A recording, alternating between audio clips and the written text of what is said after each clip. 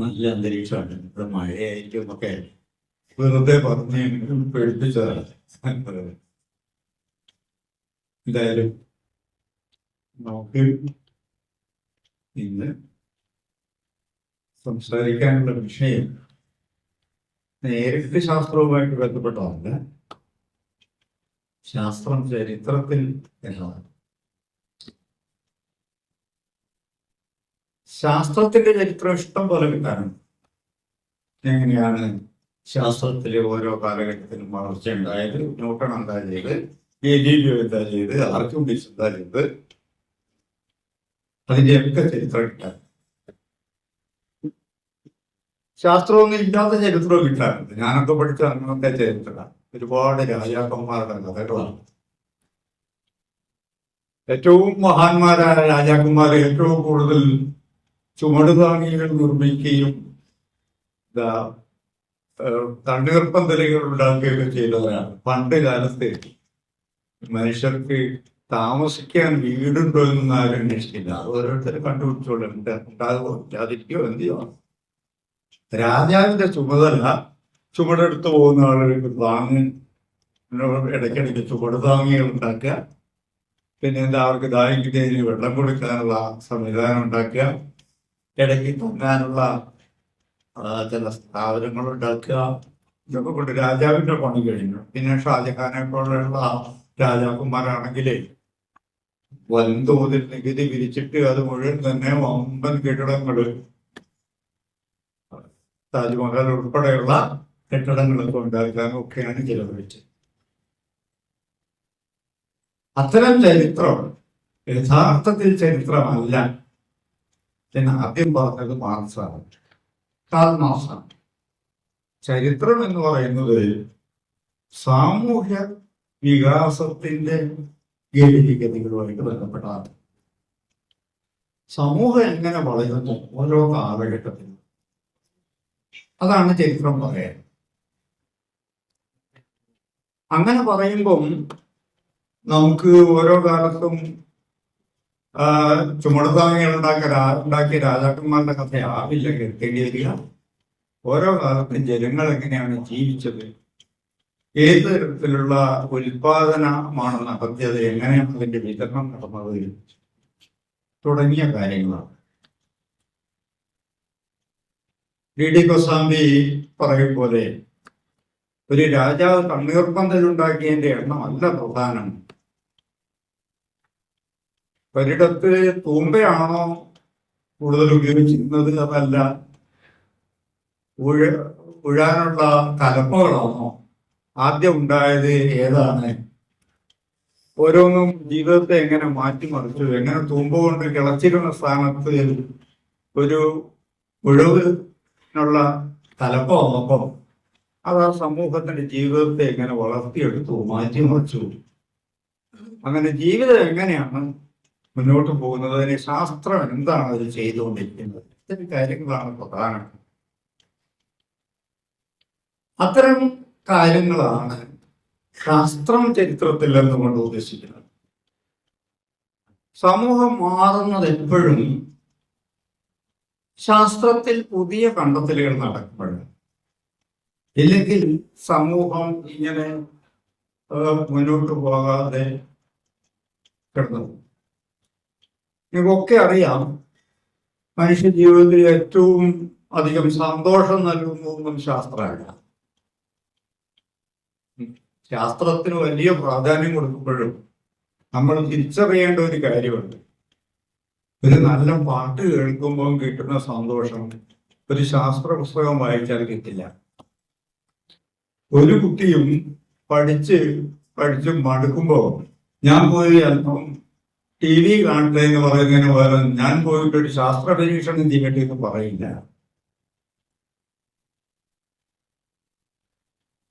ഒരാളും ശാസ്ത്രത്തിൽ അങ്ങനെ അമിതമായ സന്തോഷമൊന്നും കണ്ടെത്തിന് വരില്ല. ചില ശാസ്ത്രജ്ഞന്മാരൊക്കെ അങ്ങനെ ചെയ്തിട്ടുണ്ടാകാം. പുതിയ കണ്ടുപിടുത്തങ്ങൾ നടത്തുമ്പോൾ കുറച്ച് കഴിയുമ്പോൾ അത് പോയി. മനുഷ്യന് സന്തോഷം നൽകുന്നത് എപ്പോഴും കലയും സാഹിത്യവും ഒക്കെയാണ്.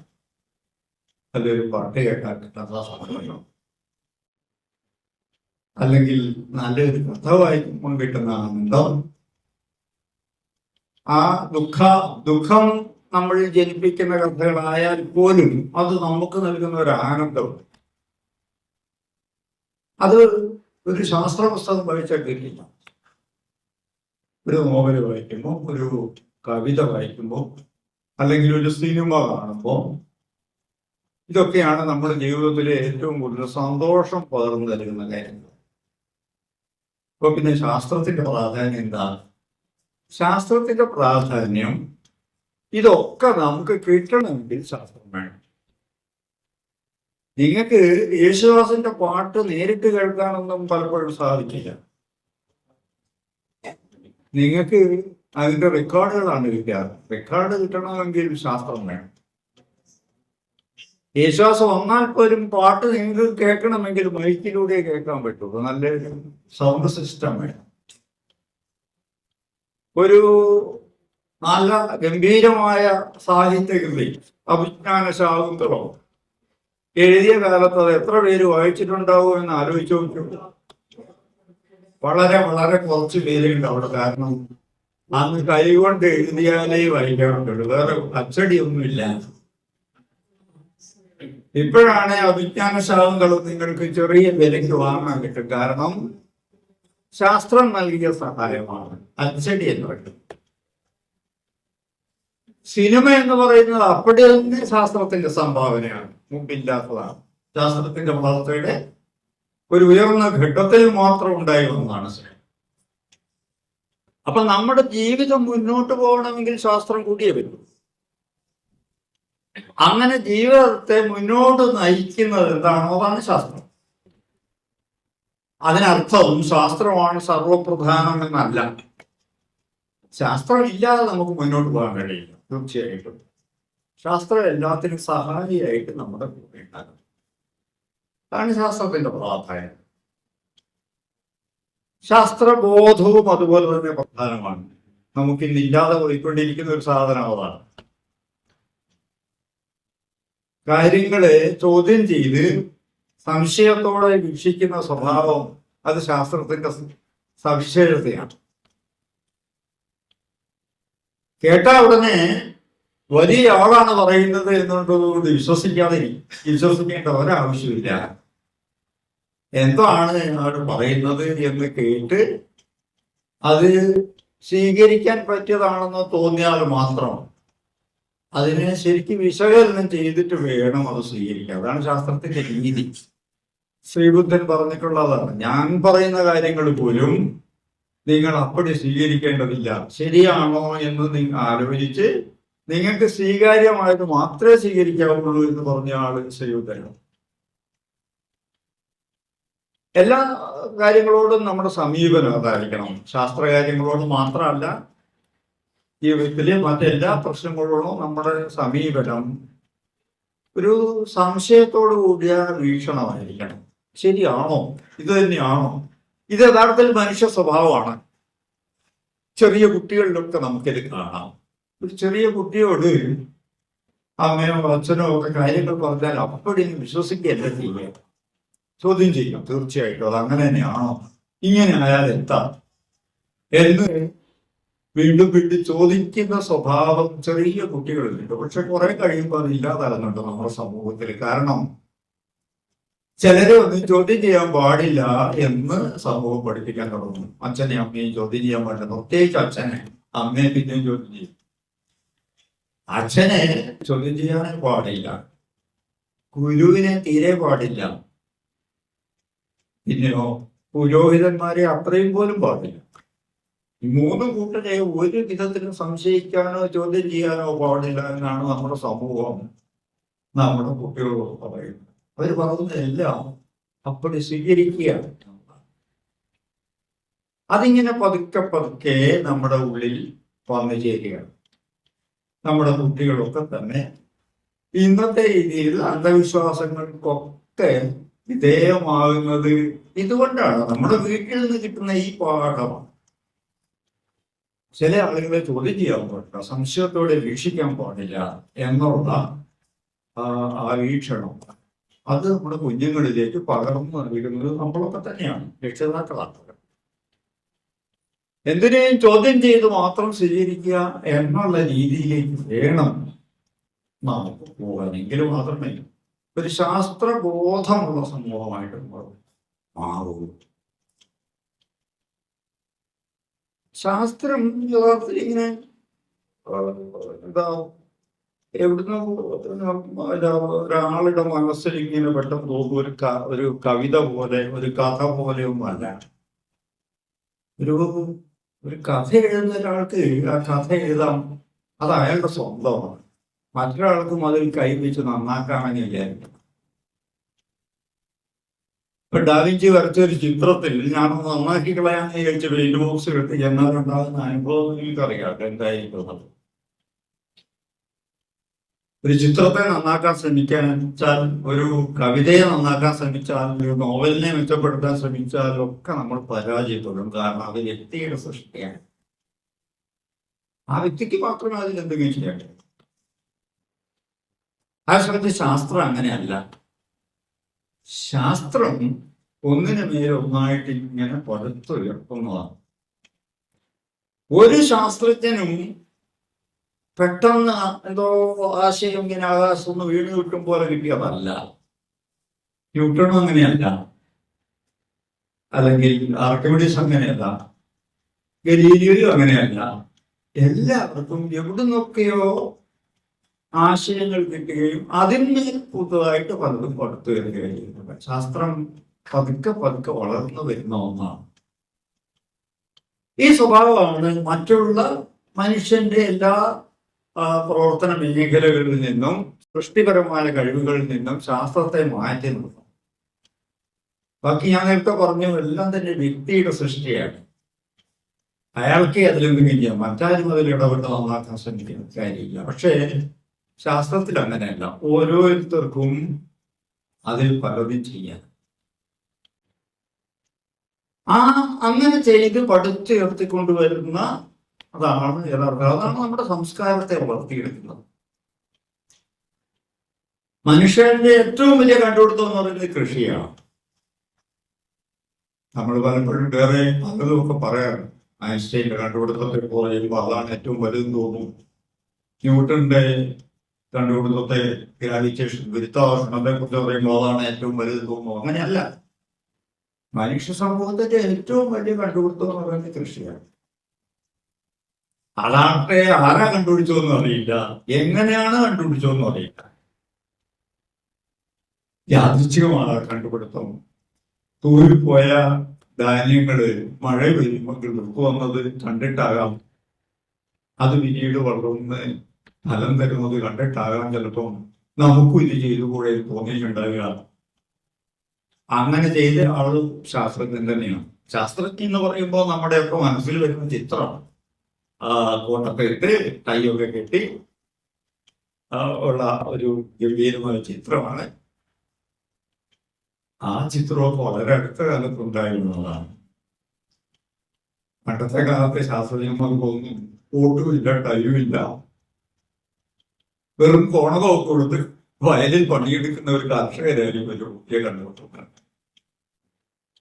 കൃഷിയുടെ കാര്യം തന്നെ എടുത്തോളൂ. കൃഷി ഇങ്ങനെ കണ്ടുപിടിച്ചു, ആ കണ്ടുപിടുത്തം കൊണ്ട് അവിടെ നിൽക്കില്ല. കൃഷി നന്നാകണമെങ്കിൽ വെള്ളം വേണം എന്ന് കണ്ടുപിടിക്കും. പിന്നീട് മഴ പെയ്ത വെള്ളം മതിയാകാതെ കൃഷി കൂടുതൽ അഭിവൃദ്ധിപ്പെടണമെങ്കിൽ ജലസേചനം വേണമെന്ന് കണ്ടുപിടിക്കും. ജലസേചനം നടക്കണമെങ്കിൽ അണക്കെട്ടുണ്ടാക്കണം. അണക്കെട്ടുണ്ടാക്കുക എന്നുള്ളൊരു എഞ്ചിനീയറിംഗ് പ്രവർത്തനം. ഇന്നത്തെ പുറത്തെ വലിയ അണക്കെട്ടൊന്നും അല്ല. തടയണ കെട്ടി വെള്ളം തടഞ്ഞു നിർത്തി ജലസേചനം നടത്തുക എന്നുള്ള പ്രാഥമികമായ ജലസേചന രീതി. അതുണ്ടായത് കൃഷിയെ തുടർന്ന് വന്ന ഒരു കണ്ടുപിടുത്തമായിട്ടാണ്. അതേപോലെ തന്നെയാണ് കൊല്ലൻ എന്ന് പറയുന്ന ശാസ്ത്രജ്ഞൻ ഉണ്ടായത് കൃഷിയുടെ ഫലമായിട്ടാണ്. കാരണം തൂമ്പ വേണം, കൈക്കോട്ട് വേണം, കൊയ്യാൻ അരിവാള് വേണം, കൊല്ലൻ എന്ന ശാസ്ത്രജ്ഞൻ വേണം.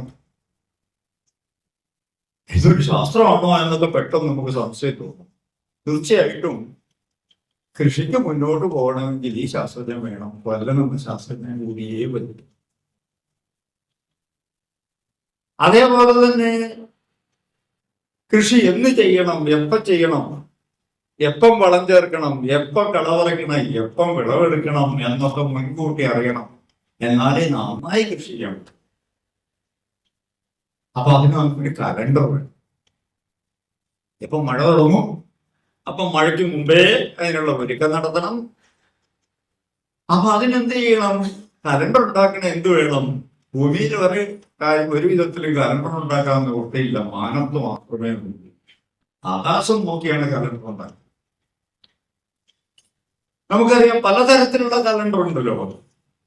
ഇന്ത്യക്കാരുടെ കലണ്ടർ വേറെയാണ്, പഴയ കലണ്ടർ. ബാബിലോണിയക്കാരുടെ കലണ്ടർ വേറെയാണ്, ഈജിപ്തുകാരുടെ കലണ്ടർ വേറെ. എല്ലാവരും ആകാശാമൊക്കെ. ഈജിപ്തുകാരുടെ വളരെ സിമ്പിളാണ്, വളരെ വളരെ സിമ്പിളാണ്. അതെന്താ ചെയ്തത്? നൈൽ നദിയിൽ എപ്പോഴാണ് വെള്ളപ്പൊക്കം തുടങ്ങുന്നത്?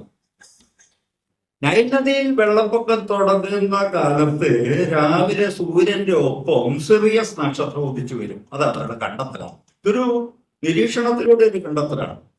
സിറിയസ് എന്ന് പറയുന്ന ഒരു നക്ഷത്രം നല്ല തിളക്കമുള്ള, ആകാശത്ത് ഏറ്റവും തിളക്കമുള്ള നക്ഷത്രമാണ്. അത് സൂര്യന്റെ ഒപ്പം ഉദിക്കുന്ന ഹീലിയാക്കൽ റൈസ് ഓഫ് ദാറ്റ് സ്റ്റാർ. ആ സമയത്താണ് നൈൽ നദിയിൽ വെള്ളപ്പൊക്കം ഉണ്ടാകുന്നത്. അവർക്ക് അറിയില്ല അത് എങ്ങനെയാണ്. കാരണം നൈൽ നദിയിൽ വെള്ളപ്പൊക്കം ഉണ്ടാകുമ്പോൾ ഈജിപ്തിൽ മഴ പെയ്യുന്നുണ്ടാവില്ല, മഴ പെയ്യുന്നത് വേറെ പർവ്വത പ്രദേശത്താണ്. അപ്പൊ അവർക്ക് ആകെ ഇതേ അറിയുള്ളൂ, ഈ നക്ഷത്ര ഉദയവും സൂര്യന്റെ ഒപ്പമുള്ള ഉദയവും വെള്ളപ്പൊക്കവും ബന്ധപ്പെട്ടതാണ്. ഒരു കൊല്ലം ഉണ്ടായിട്ട് പിറ്റേ കൊല്ലം ഉണ്ടാകുന്ന തമ്മിൽ ചെറിയ വ്യത്യാസമൊക്കെ ഡേറ്റ് ഉണ്ടാകും. പക്ഷെ ഒരു 100 കൊല്ലത്തെ ആവറേജ് എടുത്താൽ, ശരാശരി എടുത്താൽ 365 ദിവസം കൂടുമ്പോഴാണ് ഇത് സംഭവിക്കുന്നത്. 365 എന്നാണ് ആദ്യം അവർ വിളിച്ചത്. വീണ്ടും ഒരുപാട് കാലത്തെ ആവറേജ് എടുത്തപ്പോൾ 365ലും കൂടുതലാണ്. 365 ഈജിപ്തുകാർ ഫിക്സ് ചെയ്ത്. ഏത് കാലത്ത്? ഏതാണ്ട് BC 4000-5000 അതൊക്കെ ആ കണ്ടുപിടിച്ചു. നമ്മൾക്കൊന്നും ഇതൊന്നും അറിയില്ല. അപ്പം ഇതൊരു വലിയ കണ്ടുപിടുത്തമാണ്. പക്ഷെ ആരെ കണ്ടുപിടുത്തം നടത്തിയത് ആർക്കും അറിയില്ല. ആ ശാസ്ത്രജ്ഞനെ ഇന്നുവരെ ആരും കണ്ടെത്തിയിട്ടില്ല. ഇന്ത്യക്കാര് അങ്ങനെയല്ല. ഇന്ത്യക്കാരെന്താ ചെയ്തത്? കലണ്ടർ ഉണ്ടാക്കാൻ ചെയ്തത് ചന്ദ്രനെയാണ് നോക്കിയത്, സൂര്യനെ അല്ല, നക്ഷത്രത്തെ അല്ല. ചന്ദ്രനെ ഇങ്ങനെ ഭൂമിയെ ചുറ്റിക്കൊണ്ടിരിക്കുകയാണ്. ഒന്ന് ചുറ്റി വരാൻ 29 ദിവസം. 29 ദിവസം കൊണ്ട് 27 ദിവസം 8 മണിക്കൂർ കൊണ്ട് ചന്ദ്രൻ ഭൂമിയെ ഒന്ന് ചുറ്റും. എങ്ങനെയാ കണ്ടെത്തുക? ഒരു ദിവസം ചന്ദ്രൻ ഒരു നക്ഷത്രത്തിന്റെ അടുത്ത് നിൽക്കും, പിറ്റേ ദിവസം ചന്ദ്രൻ അവിടുന്ന് പോയിട്ടുണ്ടാവും, വേറൊരു നക്ഷത്രത്തിലെത്തും. ഓരോ ദിവസവും ചന്ദ്രൻ ഇങ്ങനെ 13 ഡിഗ്രി 20 മിനിറ്റ് വീതം സഞ്ചരിച്ച് ഭൂമിക്ക് ചുറ്റുമാണ്. 360 ഡിഗ്രി സഞ്ചരിക്കണമെങ്കിൽ 27 ദിവസം 8 മണിക്കൂർ വേണം. അപ്പോ ചന്ദ്രൻ പോകുന്ന വഴിക്കുള്ള നക്ഷത്രങ്ങൾക്കെല്ലാം ഒരു പേര് കൊടുത്തു. എന്നിട്ട് നാളം എന്ന് പറയുന്ന ആശയം ഉണ്ടാക്കി. ഇത്രയും സിമ്പിൾ ആൻസർ. ഒരു ഭാഗത്ത് നോക്കുമ്പോൾ ചന്ദ്രൻ നിൽക്കുന്നത് 3 നക്ഷത്രങ്ങളുടെ അടുത്താൽ. 2 അടുത്തടുത്ത്, 1 കുറച്ച് അകലേക്ക് മാറി, 3 കൂടെ ചേർത്താൽ ഒരു മെലിഞ്ഞ ത്രികോണം കിട്ടും. പക്ഷെ അവര് വരച്ച ത്രികോണമല്ല, ഒരു കുതിരയുടെ തലയാണ്. കുതിരത്തല ത്രികോണം പോലെ മെലിഞ്ഞിട്ടാണ്. അപ്പൊ കുതിരത്തല പോലെ, അശ്വമുഖം പോലെ 3 നക്ഷത്രങ്ങൾക്ക് നിൽക്കുന്ന ആകാശഭാഗമാണ് അശ്വതി. അശ്വിനി എന്നാണ് സംസ്കൃതത്തിൽ പറയുക, മലയാളത്തിൽ അശ്വതി. അവിടെ ചന്ദ്രൻ നിൽക്കുമ്പോൾ അശ്വതി നാളാണ്. അന്നൊരു കുഞ്ഞ് ജനിച്ചാൽ കുഞ്ഞിന്റെ ജന്മനക്ഷത്ര അശ്വതിയായിരിക്കും. എന്ത് കാര്യവും അന്ന് സംഭവിച്ച എന്ത് കാര്യത്തിനും ഒരു അടയാളമായി. അശ്വതിയിലാണ് അതൊക്കെ സംഭവിച്ചത്. പിറ്റേ ദിവസം ചന്ദ്രൻ അവിടുന്ന് പോയിട്ടുണ്ടാവും. അടുത്ത 3 നക്ഷത്രങ്ങളുണ്ട്. ഇപ്പൊ എല്ലായ്പ്പോഴും 3 അല്ല കേട്ടോ, അടുത്തതും 3 ആണ്. കാരണം 3 വലുതാണ് ഒരേ അകലത്തിൽ ഒരു മട്ടത്രികോണം പോലെ, ഒരു കിലോമീറ്റർ ട്രയാങ്കിൾ പോലെ. അതാണ് ഭരണി. കുറച്ച് മങ്ങിയ നക്ഷത്രം അതിന്റെ കൂടെ ഉണ്ടല്ലോ. അവിടെ ചെറുത്താലോ ഭരണി സങ്കല്പിച്ചിട്ടുണ്ട്, ആരാണെന്നറിയില്ല. ഭരണി നക്ഷത്രങ്ങളൊക്കെ അന്നിലൊക്കെ ഭരണി നാളായി. അന്ന് ജനിക്കുന്ന കുട്ടി ജനിക്കുന്നതും ഭരണിയിലാണ്. കാർത്തിക അടുത്ത 7 നക്ഷത്രങ്ങൾ 7 സഹോദരിമാർ എന്ന് ഋഗ്വേദം പറയുന്ന നക്ഷത്രങ്ങളാണ്. 7 ഒന്നിച്ചിരിക്കും. കാർത്തികയില് സൂര്യൻ ചന്ദ്രകൃത്യാൽ കാർത്തിക നാളായി. രോഹിണി ഇംഗ്ലീഷിൽ ബി എഴുതിയ പോലെ കുറച്ച് നക്ഷത്രമാണ്. ഒറ്റ രൂപത്തിൽ നവഴമൊക്കെ പറയാം, മീൻ പിടിച്ചു കുത്തിപ്പിടിക്കുന്ന ഒറ്റ. അതും ഒരു കൂട്ടം നക്ഷത്രമാണ്. ഒരു കൂട്ടം നക്ഷത്രങ്ങൾക്കുള്ള പേരാണ് അത്. ഒറ്റ നക്ഷത്രമല്ലേ. അപ്പൊ അശ്വതിയായി, ഭരണിയായി, കാർത്തികയായി, രോഹിണിയായി, മകീരം എന്ന് പറഞ്ഞാൽ മൃഗശിരസ്ഥാണ്, മാനിന്റെ തല എന്നാണ് അർത്ഥം. മാൻതല പോലെ കുറച്ച് നക്ഷത്രം. തിരുവാതിര തീക്കട്ട പോലെ ഒറ്റ നക്ഷത്രം, ചുവന്നുടുത്ത് നക്ഷത്രം. ഉണതും തോണി പോലെ നക്ഷത്രം. ഇങ്ങനെ ആകാശത്ത് ചന്ദ്രൻ പോകുന്ന വഴിക്ക് 27 നക്ഷത്രങ്ങളെ സങ്കല്പിച്ച് 27 നാളുണ്ടാക്കി. എന്തിനാ ഇത്? അതാണ് അവിടുത്തെ കലണ്ടർ. അത് നാട്ടുകാരുടെ കലണ്ടർ. ഒരു കുഞ്ഞെന്നാ ജനിച്ചത്, അത് കാർത്തികയിലാണ്. ഇന്നെന്താ നാള്? ഇത് മാത്രമാണ്. ഇപ്പൊ എത്ര ദിവസമായി ജനിച്ചിട്ട് വേഗം കണക്ക് കൂട്ടാണ്. കാർത്തികയിൽ ജനിച്ചു, രോഹിണി, മകീരം, തിരുവാതിര, ഉണർന്നും, പൂയം, ആയില്യം, 7 ദിവസം. 27 ദിവസം വരെ കണക്കാക്കാം, 7 അല്ല. ഇങ്ങനെ വേണ്ട. ഒരു കുട്ടി ജനിച്ചിട്ട് എത്ര ദിവസമായെന്ന് 27 ദിവസം വരെ എണ്ണാം. 27 കഴിഞ്ഞാൽ എന്ത് ചെയ്യും? അതിനാണ് നമ്മൾ 28 കിട്ടുന്നത്. കുട്ടിയുടെ അരയിൽ ഒരു ചട്ട് കിട്ടും. ഇത്രയേ ഉള്ളൂ. സിമ്പിളാണ് സംഗതി. കുട്ടിയുടെ അരയിൽ 28 കിട്ടും. 27 നാളും തീർന്നു പോയി. ആദ്യം പുതിയ എണ്ണണം. അതാണ് സംഭവിക്കുന്നത്.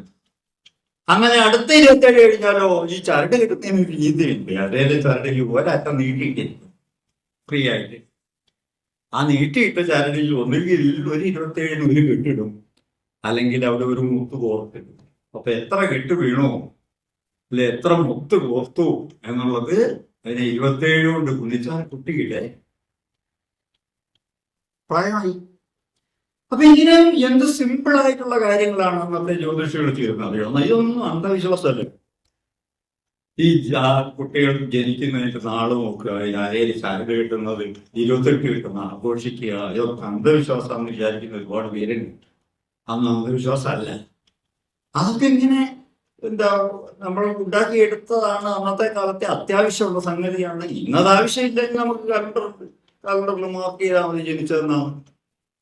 പക്ഷേ അന്നത് ആവശ്യമല്ല. ഇന്ന് അതിന്റെ ആവശ്യം ഒന്നേ ഉള്ളൂ. ഇടയ്ക്കൊന്ന് ആഘോഷിക്കാം, എന്താ നല്ല ഭക്ഷണമൊക്കെ കഴിച്ചൊരു പായസമൊക്കെ കുടിച്ച് ഒരു ആശംസയൊക്കെ ചെരിഞ്ഞ് സന്തോഷിക്കുക. ഇത്രയേ ഉള്ളൂ. അതിൽ കൂടുതൽ ഇന്നൊന്നുമില്ല. പക്ഷെ അന്നത് ആവശ്യം. കാരണം അന്ന് കലണ്ടറില്ല. കൃഷിക്കാരന് ഇതേ കലണ്ടർ ഉപയോഗിച്ചു. പക്ഷെ അയാളുടെ സൂര്യനെയാണ് നോക്കിയത്, ചന്ദ്രനെ അല്ല. അതാണ് വ്യത്യാസം. ആകാശത്തിലൂടെ ചന്ദ്രൻ ഇങ്ങനെ ഒരു ദിവസം ഓരോ നാടിലൂടെ കടന്നു പോകും പോലെ സൂര്യനും പോകുന്നുണ്ട്. പക്ഷെ സൂര്യൻ വളരെ പതുക്കെയാണ് പോവുക. ഒരു ദിവസം 1 ഡിഗ്രി താഴെയാണ് പോവുക.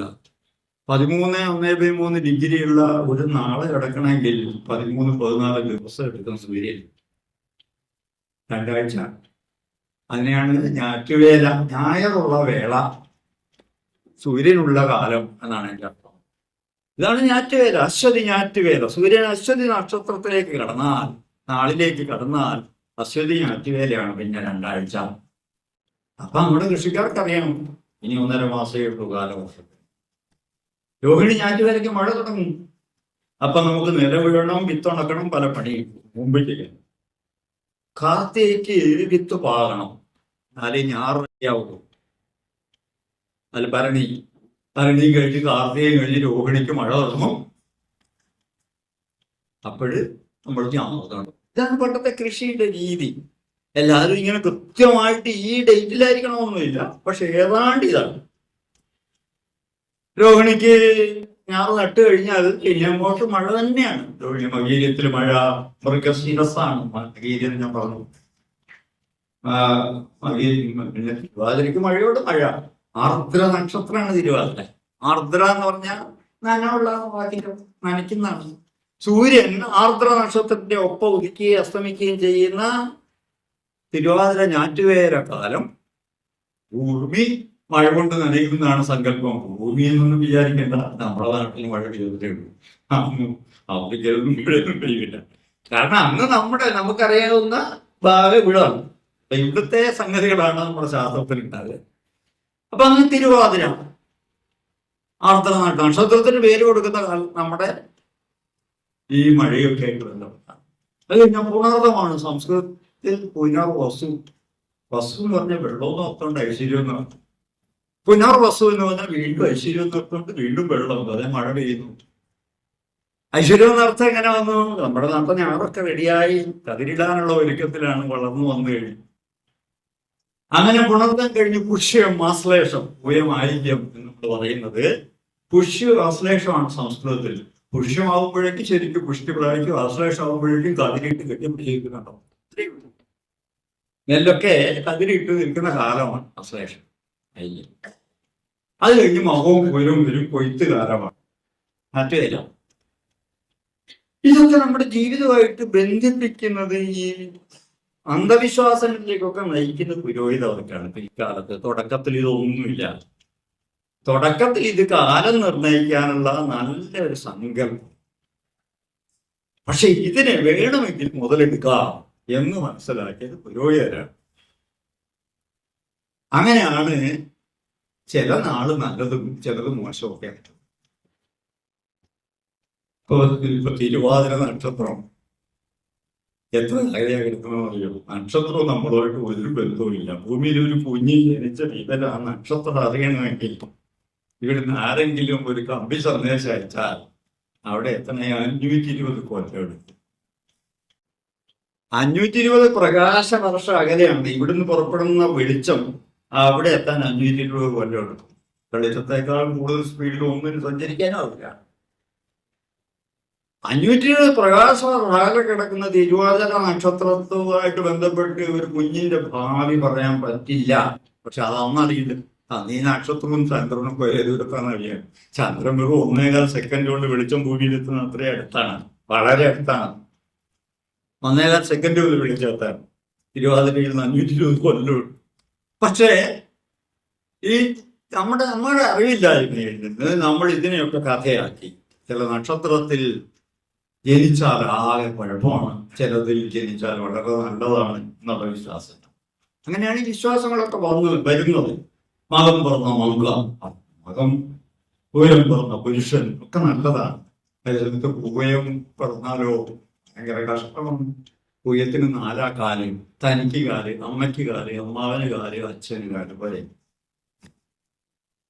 എന്താ ഈ കാലെന്ന് പറഞ്ഞാൽ? കാല് പറഞ്ഞാൽ 1/4 അത്രേ ഉള്ളൂ, 1/4 എന്ന് പറഞ്ഞാൽ പൂയം നാളിന്റെ 24 മണിക്കൂറാണ് ഏതാണ്ട് ഒരു നാള്. ആദ്യത്തെ ഭാഗത്ത് ആദ്യത്തെ 6 മണിക്കൂറിനുള്ളിൽ ജനിച്ചാൽ കുഞ്ഞിനാവത്തുണ്ടാവും, കുഞ്ഞിനാണ് കാല്. അടുത്ത കുഞ്ഞിന്റെ അമ്മയ്ക്കാണ്, പിന്നെ അമ്മാവനാണ്, ഒടുവിലത്തെ 6 മണിക്കൂർ അച്ഛനാണ്. നല്ലൊരാളെയും കൊണ്ട് പൂയം പോകുന്നു. അതാണ് പൂയം ചെയ്യുന്ന ഉപദ്രവേ. ഇത് പറഞ്ഞ നിങ്ങൾ വിചാരിക്കുന്നത് തമാശന്റെ അല്ല, ഇപ്പോഴും ഇതിൽ വിശ്വസിക്കുന്ന ആളുകൾ. 3 കൊല്ലം മുമ്പ്, 4 കൊല്ലം മുമ്പ് ആലപ്പുഴയിലെ ഒരു അച്ഛൻ ഇതുപോലെ കാലിലാണ് ജനിച്ചത്. കുഞ്ഞി ജനിച്ചത് 4ാമത്തെ കാലിലാണ്. അച്ഛനാണ് കാല്. അയാളെ കുഞ്ഞിന്റെ കാലിൽ പിടിച്ച് ഇട്ടടിച്ച് കൊല്ലാൻ നോക്കി. അമ്മയും അമ്മയുടെ അമ്മയും എല്ലാം കൂടി ചേർന്ന് വെള്ളം ഉണ്ടാക്കി പിടിച്ചു. പോലീസ് വന്നു, അയാളെ അറസ്റ്റ് ചെയ്തു. 2 കൊല്ലം ജയിലിൽ കിടന്നു. ശിക്ഷ കാല് കിട്ടി. കാലുണ്ടായില്ലേ? പക്ഷേ കാല് അയാളെ തന്നെ വരുത്തി വെച്ച കാലാണ്. ഇങ്ങനെ ഇപ്പോഴ് പ്രശ്നമൊന്നും ഉണ്ടായിട്ടില്ല. അപ്പൊ ഇങ്ങനെ ഈ പൂയത്തിന് 4 കാല്, ആയില്യത്തിന് 4 കാല്, എങ്ങനെയായി ഈ കഥ വന്നത്? കഥ വരാൻ കാരണം പൂയം ഞാറ്റുവേലയും ആയില്യം ഞാറ്റുവേലയും സംഭവിക്കുന്നത് കർക്കിടക മാസത്തിലാണ്. ആദ്യത്തെ 2 ആഴ്ച പൂയം, അടുത്ത 2 ആഴ്ച ആയില്യം. അതിന് 2നും കാലുണ്ട്. കാരണം കർക്കിടക മാസം എന്ന് പറഞ്ഞാൽ പഞ്ഞ കർക്കിടകമുണ്ട്. ഇപ്പോൾ ഉള്ള ആളുകൾക്ക് തിരിച്ചറിയാൻ പോലും കഴിയില്ല. പട്ടിണിയാണ് മനുഷ്യര്. താളും കയറിയും തിന്ന് സാധാരണക്കാര് ജീവിക്കുന്ന കാലമാണ്. ഒരമ്മ ആ കാലത്ത് പ്രസവിക്കുകയെന്ന് പറഞ്ഞാൽ പട്ടിണി കിടക്കുന്ന അമ്മയെ പ്രസവിക്കുന്നത്. പണമുള്ളവരുടെ കാര്യമല്ല പറയുന്നത്, ദരിദ്രരാണ് ഭൂരിപക്ഷം മനുഷ്യർ. അപ്പോഴ് ആർക്കും കാലുണ്ടാകാം, കുഞ്ഞിന് കാലുണ്ടാകാം. കാരണം ആരോഗ്യമില്ലാത്ത കുഞ്ഞാണ്. അമ്മയ്ക്ക് കാലുണ്ടാകാം, അച്ഛനുണ്ടാകാം. അപ്പൊ ഈ കർക്കിടക മാസത്തിലെ 2 ഞാറ്റുവേല നക്ഷത്രങ്ങളെ ചീത്ത നക്ഷത്രങ്ങളായിട്ട് പുരോഹിത വർഗം വിലയിരുത്താൻ അവർക്കൊരു കാരണം കിട്ടി, നല്ല കാരണം.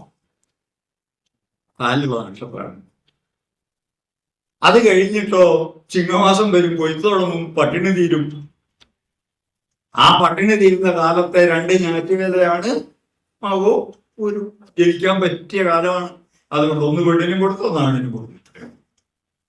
അപ്പൊ ഇങ്ങനെ നക്ഷത്രങ്ങളുടെ നന്മതിന്മ എന്നൊക്കെ പറയുന്നത് നമ്മൾ സങ്കല്പിക്കുകയാണ്.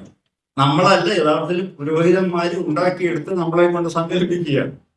ഇതാണ് യഥാർത്ഥം സംഭവിച്ചിട്ടുള്ളത്. നക്ഷത്രങ്ങൾക്ക് നന്മയും തിന്മയുമല്ല, എല്ലാം കിടക്കുന്നത് എത്രയോ പ്രകാശവർഷമാണ്.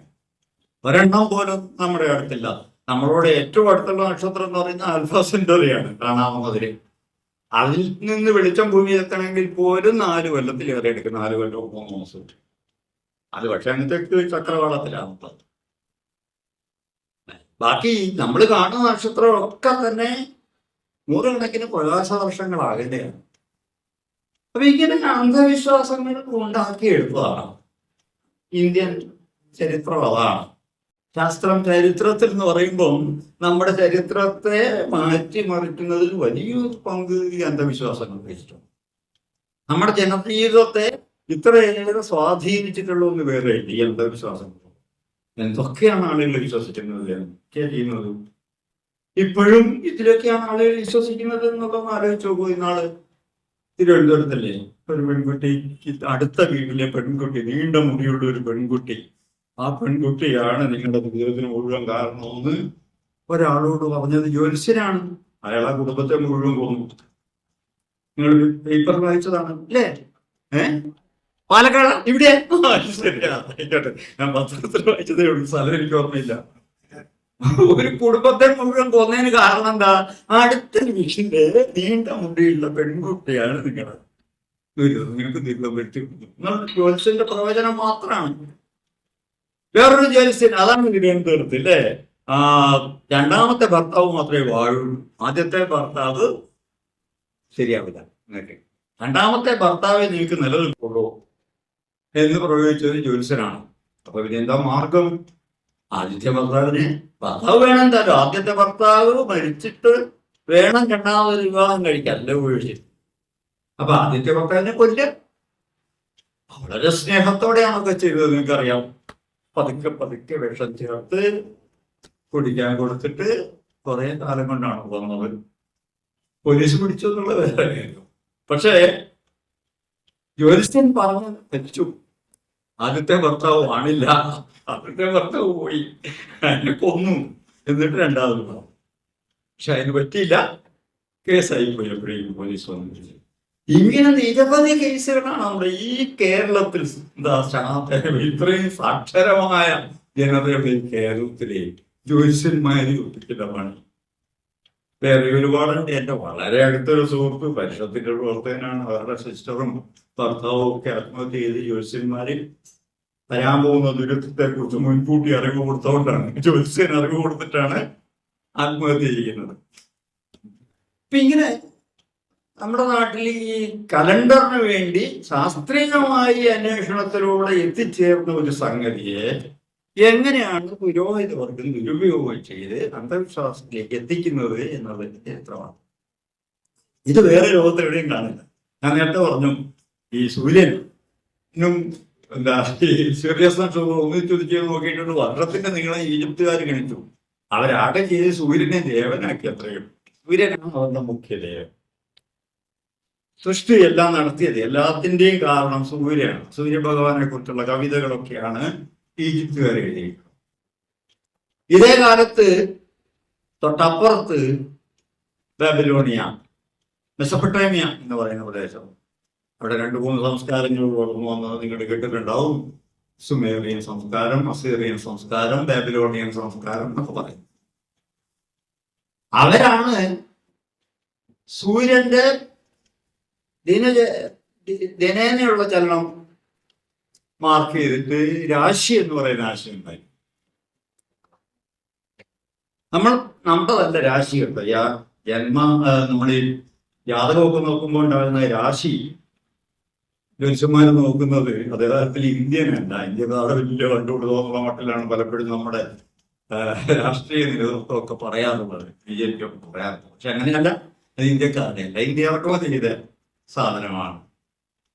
അവരെന്താ ചെയ്തത്? അവർ സൂര്യനെ ചലനം നിരീക്ഷിച്ചു. 10 ഡിഗ്രി സൂര്യൻ പോകണമെങ്കിൽ 10 ദിവസം വേണം ഏതാണ്ട്. ആ 10 ഡിഗ്രി വരുന്ന ആകാശഭാഗത്തെ അവർ ഡെക്കനെ വിളിച്ചു. അങ്ങനെ 36 ഡെക്കനുകളാക്കി ആകാശത്തെ ഭാവിച്ചു. ആദ്യം അവർ ചെയ്ത അതാണ്. കുറെ കഴിഞ്ഞപ്പോൾ അവർക്ക് തോന്നി അതല്ല, 3 ഡെക്കന് ചേർത്ത് ഒരു രാശിയല്ല, ഒരു കോൺസ്റ്റലേഷൻ. അങ്ങനെ 30 ഡിഗ്രി വീതമുള്ള 12 രാശിയാക്കി സൂര്യൻ പോകുന്ന വഴിയെ. സൂര്യൻ ഭൂമിയെ ചുറ്റുന്നു എന്നാണ് സങ്കല്പം. നമുക്ക് നോക്കിയാൽ അങ്ങനെ തോന്നുകയും ചെയ്യും. അങ്ങനെ സൂര്യൻ പോകുന്ന വഴിയെ 12 രാശികളാക്കി. അതാണ് ഈ മേടം ഇടവം എന്നൊക്കെ നമ്മളിപ്പം പറയുന്നത്. മേടം എന്ന് പറഞ്ഞാൽ മേഷമാണ്, ചെമ്മരിയാട്. ആ ഭാഗത്തുള്ള നക്ഷത്രങ്ങളെ യോജിപ്പിച്ച ചിത്രം വരച്ചാൽ ചെമ്മരിയാടിന്റെ രൂപം കിട്ടും. അവിടെ സൂര്യൻ എത്തിക്കഴിഞ്ഞാൽ മേടമാസായി. അതുപോലെ ഇടവം എന്ന് പറഞ്ഞാൽ ഋഷഭമാണ്, കാള. മിഥുനം എന്ന് പറഞ്ഞാൽ ഇരട്ടകളാണ്, അഷ്ടപോളച്ച് എന്ന് പറഞ്ഞാൽ 2 ദേവന്മാരാണ്. കർക്കിടകം എന്ന് പറഞ്ഞാൽ ഞണ്ടാണ്, ക്യാൻസർ. ചിങ്ങം എന്ന് പറഞ്ഞാൽ സിംഹമാണ്, ലിയോ അല്ലെങ്കിൽ കന്നി എന്ന് പറഞ്ഞാൽ കന്യകയാണ്, തുലാം തുലാസാണ്, വൃശ്ചികം തേളാണ്, ധനുസ്സാണ്, മകരമത്സ്യമാണ്, കുംഭം കുടമാണ്, മീനം 2 മീനുകളാണ്. ഇങ്ങനെ ആകാശത്ത് 30 ഡിഗ്രി വരുന്ന ഒരു സ്പേസിൽ ഓരോരോ ചിത്രം സങ്കല്പിച്ചിരിക്കും, ഓരോ രൂപങ്ങൾ. അതിലൂടെ സൂര്യൻ പോകുമ്പോൾ മാസം ഇങ്ങനെ മാറി വരും. ഇതാണ് അവരുടെ കാലഗണനയ്ക്ക് അവരുപയോഗിച്ചത്. അവരിത്ര മാത്രമല്ല ചെയ്തത്, സൂര്യനെ ചുറ്റുന്ന ഗ്രഹങ്ങളെ എല്ലാം സൂര്യനെ ചുറ്റുന്നതായിട്ടല്ല സങ്കല്പിച്ച് ഭൂമിയെ ചുറ്റുന്നു എന്നാണ് സങ്കല്പിച്ചത്. എന്നിട്ട് അവര് അതിനെ എല്ലാം ചേർത്തുകൊണ്ട് ഒരു കുഞ്ഞ് ജനിക്കുമ്പോൾ ഇതൊക്കെ എവിടെയാണ് നിൽക്കുന്നതെന്ന് കുറിച്ച് വെക്കുന്ന ഗ്രഹനില എഴുതാത്തത്. അത് ഗ്രഹനില. ഒരു കുഞ്ഞ് ജനിക്കുമ്പോൾ ഗ്രഹങ്ങളൊക്കെ എവിടെയാണ് നിൽക്കുന്നത്? ഭൂമിയെ ചുറ്റുകയാണവ എന്ന സങ്കല്പത്തിലാണ് ഏത് രാശിയും നിൽക്കുന്നത്. അതാണ് ഈ രാഭൂഭൂഷു എന്നൊക്കെ നിങ്ങളൊക്കെ ജാതകത്തെ വിഷയം അല്ലേ? ജാതകമുള്ളവർക്കറിയാം, ഒക്കെ കാണാം. രാഭൂഭൂഷു എന്നൊക്കെ എഴുതിയിട്ടുണ്ട്. രാം എന്ന് പറഞ്ഞ രവിയാണ്, സൂര്യന്റെ സ്ഥാനം. ഭൂ എന്ന് പറഞ്ഞ ബുധനാണ്, ശുക്രനാണ്. ഭൂ കുജനാണ്, ചൊവ്വ. ഭൂ ഗുരുവാണ്, വ്യാഴം. പിന്നെയോ മന്ദനാണ്, ശനി. സായിച്ചിയും സർപ്പവും ശില്പിയും രാഹുവും ആണ്. പിന്നെ ചന്ദ്രൻ. ഇതാണ് ഈ നവഗ്രഹസങ്കല്പം. 12 രാശികളിൽ ഈ 9 എവിടെ നിൽക്കുന്ന ഒരു കുഞ്ഞ് ജനിക്കുമോ അതാണ് കുഞ്ഞിന്റെ ഗ്രഹനില. അത് വെച്ച് നിങ്ങളുടെ ഭാവിയൊക്കെ പറഞ്ഞു. നിങ്ങൾ എപ്പം മരിക്കും, എന്ത് രോഗം കൊണ്ട് മരിക്കും, എത്ര കുഞ്ഞുങ്ങളുണ്ടാവും, പൈസ ഉണ്ടാവോ, ഭാര്യ നല്ലവളായിരിക്കുമോ. അതാണ് ജാതകം. വളരെ രസമാണ്. സ്ത്രീ വിരുദ്ധമാണ്, മുഴുവൻ സ്ത്രീ വിരുദ്ധമാണ്. ഒരു പുരുഷന്റെ ജാതകം നോക്കിയിട്ട് അയാൾ കല്യാണം കഴിക്കാൻ പോകുന്ന സ്ത്രീ പ്രസവിക്കാൻ പോകുന്ന പരജാത ശിശുവിനെ ആയിരിക്കും അല്ലയോ എന്ന് കൃത്യമായി പറഞ്ഞു. ഒരു സ്ത്രീ പ്രസവിക്കുന്ന കുട്ടി അന്യൻ്റെതായിരിക്കുമോ അതോ നിങ്ങളുടേതായിരിക്കുമോ എന്ന് കൃത്യമായിട്ട് പറയാൻ പുരുഷ ജാതകം മതി, സ്ത്രീ ജാതകം വേണ്ട എന്നുള്ളതാണ്. അപ്പൊ ഇങ്ങനെ സ്ത്രീയുടെ ഭാവി പറയാനും പുരുഷന്റെ ഭാവി പറയാനും മക്കളുടെ ഭാവി പറയാനും ഒക്കെ പുരുഷ ജാതകം നോക്കുന്ന ജാതകം അത് വളരെ രസമുള്ളതാണ്. എല്ലാവരും ഒന്ന് വായിക്കേണ്ടതാണ് കേട്ടോ. ഈ ജാതകം ആയിട്ട് ബന്ധപ്പെട്ട പുസ്തകങ്ങൾ വായിച്ചാൽ നമുക്ക് ശരിക്കും ചിരിക്കാൻ ഒരുപാട് പറയും. നമ്മളാരും വായിക്കാറില്ല. ഈ ജ്യോത്സ്യം പറയുന്നത് കേട്ട് ഈ പൂരായിരിക്കാം, ജാതകം കൊണ്ട് കൊടുത്തിട്ട് അതിൽ നിന്ന് പറയുന്ന പ്രവചനം പറയും. അതല്ല ചെയ്യേണ്ടത്. ശരിക്കും ജ്യോതിഷം പറയുന്ന പുസ്തകങ്ങൾ വായിക്കും. വരാഹമിഹിരന്റെ ബൃഹജ്ജാതകം എന്ന് പറഞ്ഞ കൃതിയാണ് ഏറ്റവും മികച്ചത്. 6-ാം നൂറ്റാണ്ടിൽ എഴുതപ്പെട്ടതാണ്. ബൃഹജ്ജാതകം വായിച്ചാൽ നല്ല തമാശ തോന്നുന്നു. ചില പ്രത്യേക ഗ്രഹനിലകളിൽ ഗർഭം ധരിച്ചാൽ 3 കൊല്ലം കുട്ടിയെ കൊണ്ട് നടക്കും, 1-ാമത്തെ കൊല്ലം പ്രസവിക്കും. 3 കൊല്ലം 12 കൊല്ലത്തിന്റെ ഉണ്ട്. ചില ഗ്രഹനിലകളിൽ ഗർഭം ധരിച്ചാൽ അങ്ങനെയാണ്, 3 കൊല്ലം കഴിഞ്ഞോ 12 കൊല്ലം കഴിഞ്ഞോ പ്രസവിക്കും. പാമ്പിനെ പ്രസവിക്കുന്ന ഗ്രഹനിലയുണ്ട്. ഗർഭം ധരിച്ചാൽ നിങ്ങൾ ജനറ്റിക്സോ മറ്റേ എന്താ ഇതൊന്നും പറഞ്ഞിട്ട് കാര്യമില്ല, ബയോളജി ഒന്നും കൊണ്ട് അവിടെ ചെന്നിട്ട് കാര്യമില്ല. നിങ്ങൾ മനുഷ്യനായാലും അല്ലെങ്കിൽ നിങ്ങൾക്ക് പ്രസവിക്കാൻ ചിലപ്പോൾ താല്പര്യമില്ല. അപ്പൊ ഇങ്ങനത്തെ രസകരമായ ഒരുപാട് സംഗതികളുള്ള ഇങ്ങനെയാണ് ജാതകം, ജ്യോതിഷം. അത് വായിക്കാൻ രസമാണ്, വായിച്ചു നോക്കണം. അപ്പൊ ഈ അന്ധവിശ്വാസങ്ങളിലൊക്കെ നമുക്ക് പക്ഷെ നല്ല അസൽ കലണ്ടറുണ്ട്. ഇതൊക്കെ ഞാൻ പറയുമ്പോൾ ഇതൊക്കെ അന്ധവിശ്വാസമാണ് എന്നുള്ളത് വളരെ വ്യക്തമാണ്. പക്ഷെ തുടങ്ങിയത് അങ്ങനെയല്ല. തുടങ്ങിയത് ശരിക്കും ശാസ്ത്രീയമായിട്ടാണ്. എന്ന് പറഞ്ഞാൽ നിരീക്ഷിച്ചിട്ട് എന്താണ് കിട്ടുന്നത് അതാണ് ശാസ്ത്രം. നിരീക്ഷണം മെച്ചപ്പെടുമ്പോൾ നല്ല കൂടുതൽ മെച്ചപ്പെട്ട ശാസ്ത്രം ഉണ്ടാവും, അത്രയേ ഉള്ളൂ. നിങ്ങളുടെ നിരീക്ഷണത്തിന്റെ പരിമിതിയാണ് നിങ്ങളുടെ ശാസ്ത്രത്തിന്റെ പരിമിതി. ആദ്യകാലത്ത് എന്താ കാണുന്നത്? നക്ഷത്രങ്ങൾ കിഴക്കൊതിക്കുന്നു, സൂര്യൻ കിഴക്കൊതിക്കുന്നു, ഗ്രഹങ്ങൾ കിഴക്കൊതിക്കുന്നു, എല്ലാം കിഴക്കുന്ന പടിഞ്ഞാറോട്ട് പോകുന്നു, ചിലതിനെ മറികടന്നു പോകുന്നു, സ്ഥാനം മാറുന്നു. ഇതൊക്കെ വെച്ച് ചില പ്രവചനങ്ങൾ നടത്താൻ കഴിയും. എപ്പം മഴ തുടങ്ങുമെന്ന് പറയാൻ പറ്റും, നിങ്ങൾക്ക് എത്ര വയസ്സായി എന്ന് പറയാൻ പറ്റും. ഒരു ജാതകം നിങ്ങളുടെ കയ്യിൽ എടുത്ത് നിങ്ങൾ കൊടുത്താൽ ഒരു ജ്യോത്സ്യ നിമിഷം കൊണ്ട് അയാളുടെ പ്രായം പറയാൻ പറ്റും. അതിൽ പ്രായമൊന്നും വേണ്ട. പണ്ട് കാലത്ത് അങ്ങനെ എഴുതാറുമില്ല. ഏറ്റവും പുറത്തൊന്നും പണ്ട് കാലത്തില്ല. ആകെ ഈ ഗ്രഹനിലയേ ഉള്ളൂ. ഗ്രഹനില വെച്ച് നിങ്ങളുടെ പ്രായം പറയാൻ പറ്റും. കാരണം നിങ്ങൾ ജനിച്ചപ്പം ശനി എവിടെയാ നിന്നത്? ഇപ്പൊ ശനി എവിടെയാ നിൽക്കുന്നത്? ശനിക്ക് ഒരു രാശി കിടക്കാൻ 2.5 കൊല്ലം വേണോ? അങ്ങനെയാണെങ്കിൽ 10 രാശി കിടന്നിട്ടുണ്ടെങ്കിൽ എത്ര വയസ്സുണ്ട്? 10 × 2 = 25. സിമ്പിളാണ്. ശനി കൊണ്ട് തന്നെ നിങ്ങളുടെ പ്രായം ഒരുവിധം പറയും. കുറച്ചുകൂടെ കൃത്യമായിട്ട് വ്യാഴവും കൊണ്ട് നോക്കിയാൽ പറയുന്നത്, വളരെ കൃത്യമായിട്ട് ചന്ദ്രനെ കൊണ്ട് നോക്കിയാൽ പറയാൻ പറ്റും.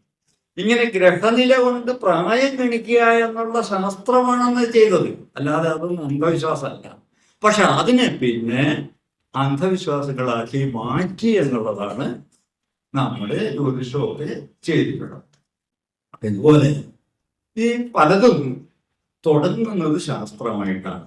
മനുഷ്യന്റെ ഒരു സ്വഭാവമുണ്ട്, എന്താ, എന്ത് കാര്യം ഉണ്ടായാലും ഒരു കാരണം കാണും. അത് ഇല്ലെങ്കിൽ ഉണ്ടാകും. കാര്യത്തിന് കാരണം ശരിക്കും അന്വേഷിച്ചിട്ട് കിട്ടിയില്ലെങ്കിൽ ഒരു കാരണം നമ്മൾ കണ്ടെത്തും. പലപ്പോഴും നമ്മുടെ ദൈവവിശ്വാസങ്ങൾ പോലും അങ്ങനെ ഉണ്ടായതാണ്. കാരണം ആദ്യകാലത്തെ ദൈവം അല്ല പിന്നത്തെ ദൈവം.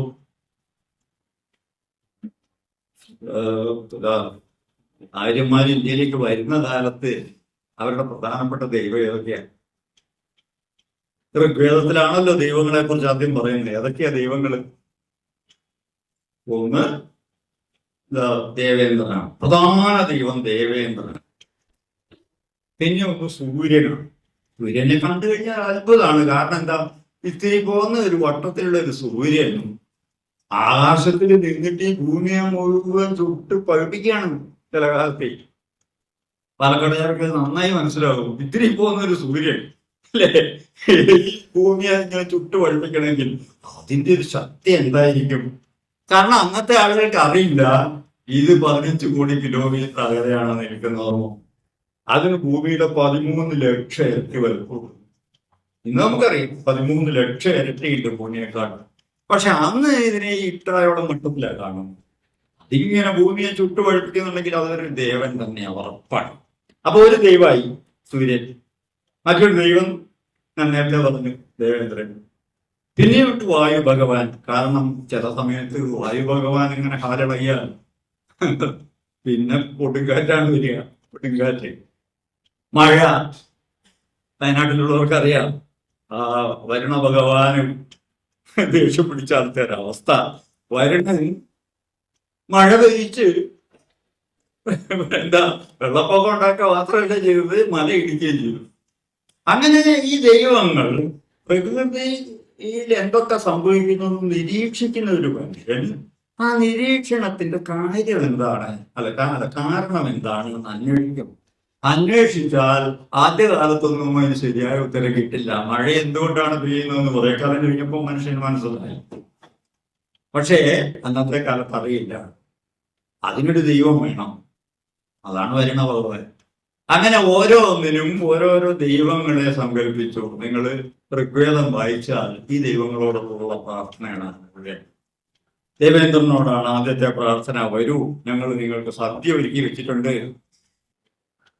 സദ്യ വെറും സദ്യ എന്നല്ല, നല്ല ഏറ്റവും നല്ല മൂരിക്കുട്ടനെ കൊന്നിട്ടാണ് സദ്യ ഒരുക്കിയിരിക്കുന്നത്. നല്ല മദ്യം ഒരുക്കി വെച്ചിട്ടുണ്ട്. വന്ന് ഞങ്ങളോടൊപ്പം കഴിക്കൂ, എന്നിട്ടോ അനുഗ്രഹിക്കൂ. എന്താ അനുഗ്രഹം വേണ്ടത്? പശുക്കളല്ല, നല്ല ആരോഗ്യം, നല്ല ആൺകുട്ടികൾ. മൂന്ന് പ്രധാനപ്പെട്ട ആവശ്യങ്ങളാണ് എല്ലാ ദൈവങ്ങളും. വായു ഭഗവാനോട് പ്രാർത്ഥിക്കുന്നത് തന്നെയാണ്, വരുണനോട് പ്രാർത്ഥിക്കുന്നതാണ്, സൂര്യനോട് പ്രാർത്ഥിക്കുന്നതാണ്. അവരുടെ പ്രാർത്ഥനകളിലൊക്കെ തന്നെ ഈ മൂന്ന് പ്രാർത്ഥനയുണ്ട്. ഞങ്ങൾക്ക് എല്ലാവർക്കും ആരോഗ്യം തരണം, ഞങ്ങൾക്ക് പശുക്കളെ തരണം, ഞങ്ങൾക്ക് ആൺമക്കളെ തരണം. പെൺമക്കളെ വേണ്ട, ആൺമക്കളെ തരണം. ഇതാണ് ആവശ്യം. ഇതിനുള്ള കാരണം നമുക്ക് ചരിത്രത്തിൽ അന്വേഷിക്കുമ്പോൾ കിട്ടും എന്തുകൊണ്ടാണ് ഈ പെൺമക്കളെ വേണ്ടാത്തത്. പെൺമക്കളെ പോരുന്ന വഴിക്കൊക്കെ പിടിച്ചടക്കിക്കൊണ്ടാണ് ഇവര് പോകുന്നത്. ആര്യന്മാരുടെ ഇന്ത്യയിലേക്കുള്ള വരവ് പ്രധാനമായിട്ടും ആണുങ്ങളുടെ, പുരുഷന്മാരുടെ ഒരു കുടിയേറ്റമായിട്ടാണ്. മധ്യേഷ്യയിൽ നിന്ന് പുരുഷന്മാരാണ് കുടിയേറി. പോരുന്ന വഴിക്ക് വീടുകൾ ആക്രമിച്ച് പെൺകുട്ടികളെയും പശുക്കളെയും സ്വന്തമാക്കിക്കൊണ്ടാണ് അവരുടെ യാത്ര. അതുകൊണ്ട് ഇപ്പോഴും ചരിത്രത്തിൽ അന്വേഷിക്കുമ്പോൾ നിങ്ങൾ ജനിതക വിദ്യ ഉപയോഗിച്ച് നിങ്ങളുടെ അച്ഛന്റെ അച്ഛനൊക്കെ എവിടെയാ ഉണ്ടായെന്നൊക്കെ കണ്ടുപിടിക്കണം. അമ്മയുടെ തായ് വഴിയും കണ്ടുപിടിക്കാൻ പറ്റും. അച്ഛന്റെ തായ് വഴി എപ്പോഴും ചെന്ന് അവസാനിക്കുന്ന മധ്യേഷ്യയിലാണ്. ഇന്ത്യയിൽ ഇന്നുള്ള ആര്യ വിഭാഗത്തിൽപ്പെട്ട മനുഷ്യരുടെ എല്ലാം പൂർവികരും മധ്യേഷ്യയിലാണെന്ന് കണ്ടെത്താൻ കഴിയും ജനിതക അന്വേഷണം. പക്ഷെ അമ്മമാരെ ഇതുപോലെ കണ്ടെത്താൻ കഴിഞ്ഞിട്ടില്ല. എവിടെയൊക്കെയോ ആണ് അന്വേഷണം അവസാനിക്കുക. കാരണം പോരുന്ന വഴിക്ക് കുറിച്ച് കിട്ടാൻ. അപ്പൊ ഇങ്ങനെ ഈ നമ്മുടെയൊക്കെ ഈ പുരുഷ മേധാവിത്വത്തിനുള്ള ഒരു കാരണവും കൂടി അതിലുണ്ട്. നിങ്ങളെല്ലാം മനസ്സിൽ വെക്കണം. അതുകൊണ്ടാണത് പറഞ്ഞത്. നമ്മളൊക്കെ ഈ എന്തുകൊണ്ടാണ് ഈ പുരുഷ മേധാവിത്വത്തിൽ ഇങ്ങനെ അടിമപ്പെട്ടു പോയത് എന്നുള്ളതിന്റെ കാരണം ഇതാണ്. നമ്മുടെ ചരിത്രത്തിൽ അതുണ്ട്. ചരിത്രത്തിൽ അങ്ങനെയാണ് വരുന്നത്.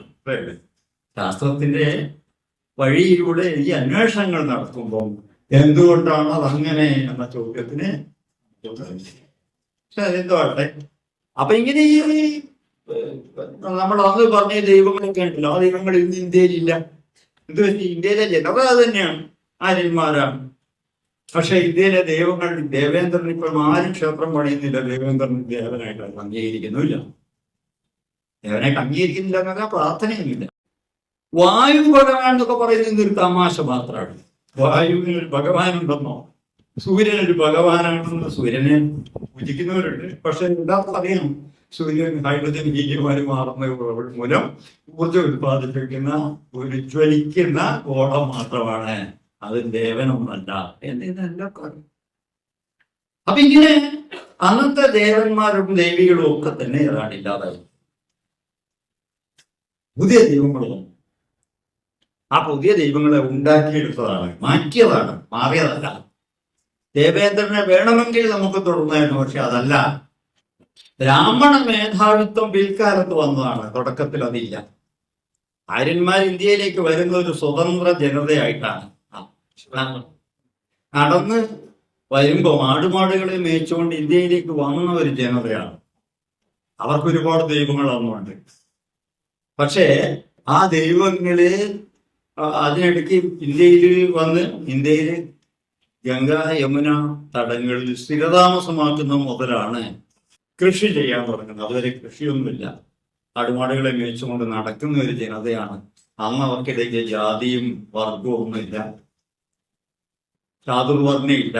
പുരോഹിതരുണ്ട്, പുരോഹിതർക്ക് വലിയ പ്രാധാന്യമുണ്ട്. പക്ഷെ പുരോഹിതരെ ഒരു വർഗമായിട്ട് കരുതിയിട്ടില്ല.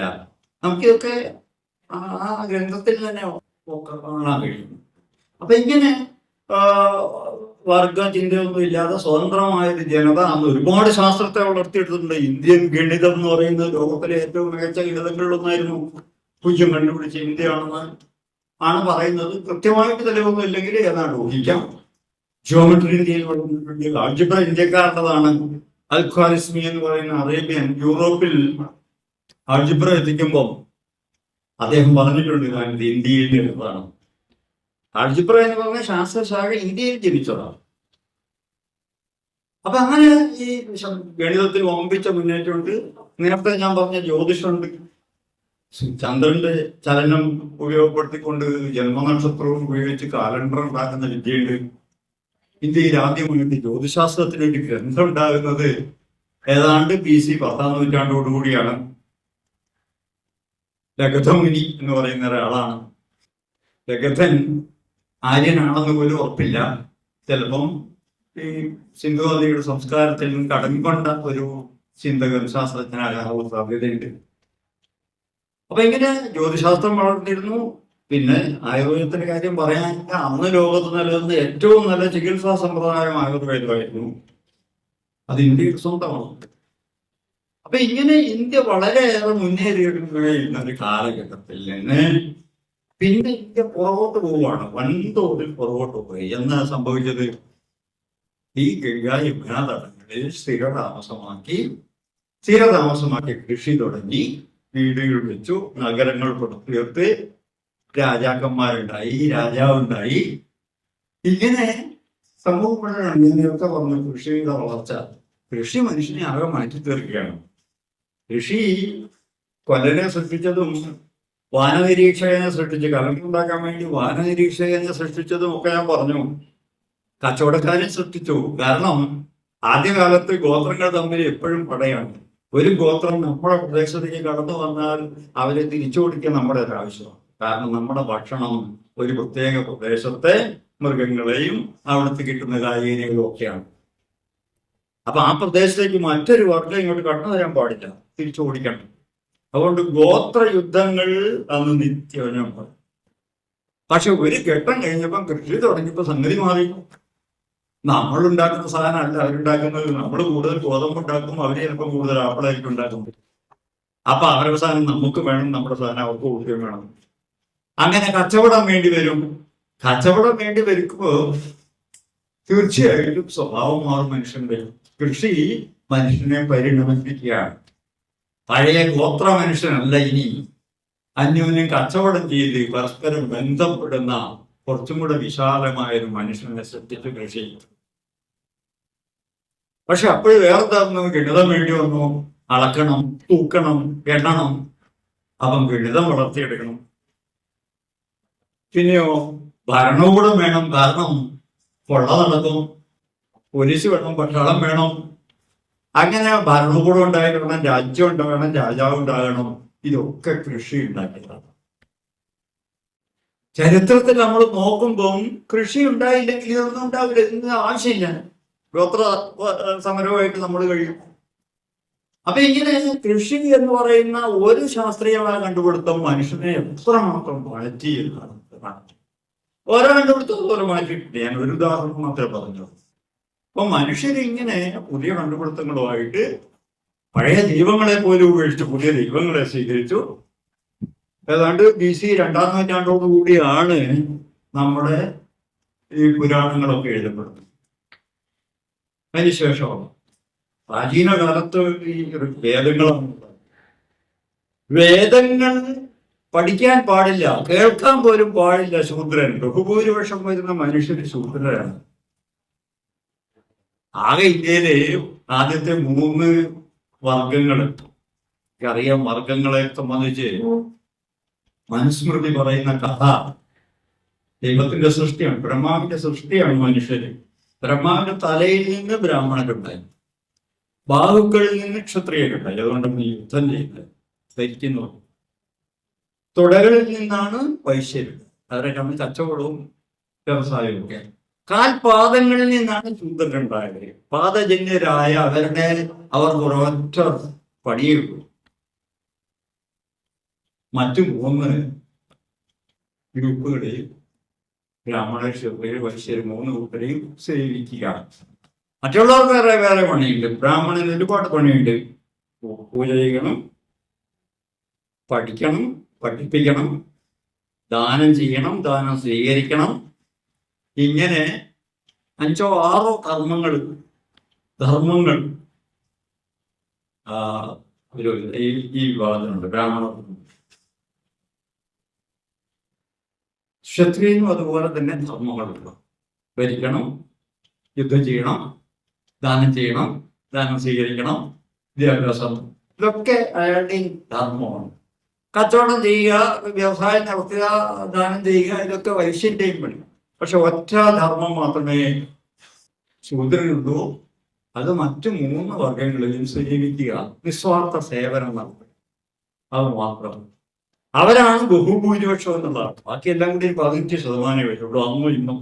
ഇന്ത്യയുടെ മൊത്തം ജനത നമ്മൾ ഈ ബ്രാഹ്മണ ക്ഷത്രിയ എന്നൊക്കെ വെക്കുമ്പോൾ വലിയതായിട്ട് നമുക്ക് തോന്നുമെങ്കിലും ആകെ ഇന്ത്യൻ ജനതയും കഷ്ടിച്ച് 15% ഈ 3 കൂട്ടരും കൂടി ഉള്ളൂ. ബാക്കി മുഴുവനും ശൂദ്രരാണ്. അല്ലെങ്കിൽ ഇപ്പോഴാണ് മുസ്ലിങ്ങളും ക്രിസ്ത്യാനികളും കാട്ടിയാധികാരും ഒക്കെയാണ്. ഈ ഉയർന്ന ജാതികളിൽ തന്നെ സ്ത്രീകൾ ശൂദ്രരാണ്. വിദ്യാഭ്യാസത്തെ സംബന്ധിച്ചിടത്തോളം സ്ത്രീക്ക് വിദ്യാഭ്യാസം കൊടുക്കാൻ പാടില്ല, ശൂദ്രന് വിദ്യാഭ്യാസം കൊടുക്കാൻ പാടില്ല, സംസ്കൃതം കേൾക്കാൻ പോലും അവകാശമില്ല. സ്ത്രീകളെ ശൂദ്രരായിപ്പെടുത്തിയ ആ ഒരു സംസ്കാരമാണ് നമുക്കുള്ളത്. വളരെ ശ്രദ്ധിക്കേണ്ട ഒരു കാര്യമാണ്. ആ സംസ്കാരത്തിൽ നമ്മൾ വളർന്നു വരും. നമ്മുടെ രാജ്യം വളർന്നു വരും. നമ്മുടെ കേരളം വളരെ വ്യത്യസ്തമാണ്. സ്ത്രീകൾക്ക് വിദ്യാഭ്യാസത്തിൽ സ്ത്രീകളാണ് മുന്നിൽ. ഹയർ എഡ്യൂക്കേഷൻ ഒക്കെ പോകുന്ന അധികം സ്ത്രീകളാണ്. പക്ഷെ ഇന്ത്യയിൽ ഇപ്പോഴും അങ്ങനെ ആകില്ല. ആകാൻ പ്രയാസമാണ്. കാരണം ശൂദ്രർക്ക് വിദ്യാഭ്യാസം കിട്ടി തുടങ്ങിയിട്ടുള്ളൂ. സ്ത്രീകളെല്ലാം ശൂദ്രരാണ്. ബ്രാഹ്മണ സ്ത്രീ ശൂദ്രയാണ്. അപ്പൊ ഇങ്ങനെ ഈ നമ്മുടെ രാജ്യത്തിന്റെ അധപ്പതനം തുടങ്ങിയത് ഈ കാലഘട്ടത്തിലാണ്. ഈ വർണ്ണ വിവേചനം തുടങ്ങിയത്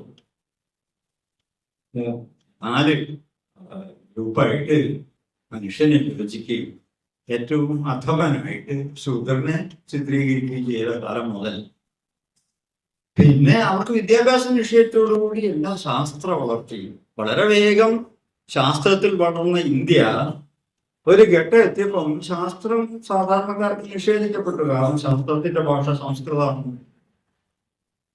അതുകൊണ്ട് അവർക്ക് ശാസ്ത്രം ഗ്രഹിക്കാൻ കഴിയാതെ പിന്തള്ളപ്പെട്ടു. ഇന്ത്യ വളരെ വളരെ പുറകു പോയി. ഞാൻ നേരത്തെ പറഞ്ഞത് നിങ്ങൾക്ക് ഓർമ്മയുണ്ടാവും.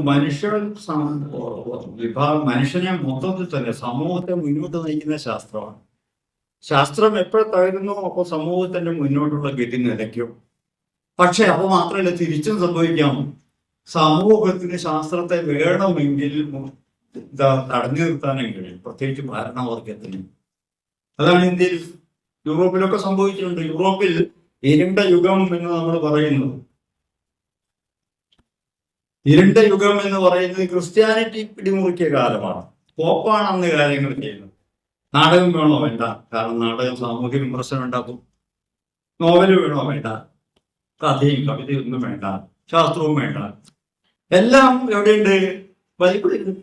എല്ലാം ബൈബിളിലുണ്ട്. ബൈബിളിനെ വ്യാഖ്യാനിച്ചാൽ മാത്രം മതി എന്ന് പോപ്പ് പറഞ്ഞാൽ ഒരു 10 നൂറ്റാണ്ടോളം 10-11 നൂറ്റാണ്ടോളം കാലം യൂറോപ്പ് ഉറങ്ങിക്കിടന്നു. ശാസ്ത്രം വളർന്നില്ല. പിന്നീടാണ് ഈ ഉയർത്തെഴുന്നേൽക്കുന്നത്, നവോത്ഥാനം എന്ന് നമ്മൾ വിളിക്കുന്ന സംഗതി ഉണ്ടാവും.